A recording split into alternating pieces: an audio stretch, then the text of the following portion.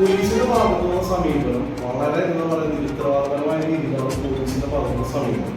കാരണം ഇത്രയും ഒരു വിഷയം ഉണ്ടായിട്ട് സാധാരണ രീതിയിൽ പോലീസ് ആ സംഭവസ്ഥലത്തെത്തി ആ ആക്രമിച്ച പ്രതികളെ ഒന്ന് അറസ്റ്റ് ചെയ്യുകയോ അല്ലെങ്കിൽ പോലീസ് സ്റ്റേഷനിൽ വിളിക്കാനുള്ള ഒരു സാമാന്യ മര്യാദയുണ്ട്.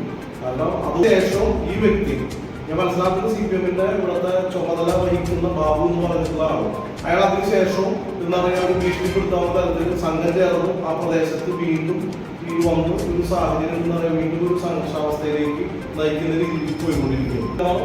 കഴിഞ്ഞ ദിവസം പറഞ്ഞു ഇന്നലെ രാത്രിക്ക് എടുത്തോന്നൊന്നും അറിയില്ല, ഇന്നലെ രാത്രി എടുത്തിട്ടുണ്ടാവും.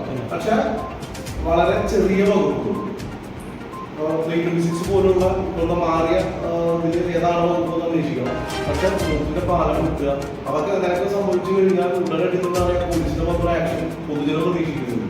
ഇതിനെ സപ്പോർട്ട് ചെയ്യുന്നു. ഇയാൾ 10 വർഷമായിട്ട് ഈ പറയുന്ന ബാബു നിരന്തരമായിട്ട് ഇവിടെ ആക്രമണങ്ങൾക്ക് നേതൃത്വം കൊടുക്കുന്നുണ്ട്. ഈ സുധൻ എന്ന് പറയുന്ന ഈ മധ്യവയസ്കനായ ചേട്ടൻ അദ്ദേഹവുമായി സംസാരിച്ചപ്പോ ഒരു 8-9 വർഷം മുന്നേ വാള് ഇദ്ദേഹത്തിന്റെ കഴുത്തിൽ സുധൻ എന്ന് പറഞ്ഞ ഈ ചേട്ടന്റെ കഴുത്തിൽ വാള് വെച്ചിട്ട് ഒരു കേസ് അത് നിലവിൽ കുറ്റം നടന്നിട്ട് പോകും. ഈ നിസാര വകുപ്പാണ് പോലീസ് നിലവിൽ ചുമത്തിക്കുന്നത്. അപ്പോ നമ്മൾ ആവശ്യപ്പെടുന്ന അവർക്ക് എന്താ പറയുക ഈ മർദ്ദനമേറ്റ ആളുകൾക്ക് അവർക്ക് നീതി ലഭിക്കാൻ വേണ്ട വകുപ്പുകൾ ചുമത്തി ഇവരെ ആ തരത്തിൽ ശിക്ഷിക്കാൻ വേണ്ട നടപടി പോലീസ് എടുത്തിട്ടില്ല.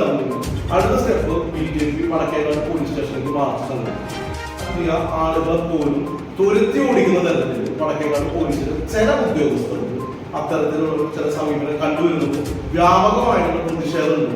അപ്പൊ ഇത്തരത്തിൽ ഉത്സവം കലക്കാൻ വേണ്ടിയിട്ട് പോലീസ് രംഗത്തിറങ്ങിയാൽ അത് പ്രതിരോധിക്കാൻ ഇവിടുത്തെ ഭക്തജനങ്ങളോടൊപ്പം BJP രംഗത്തിറങ്ങും.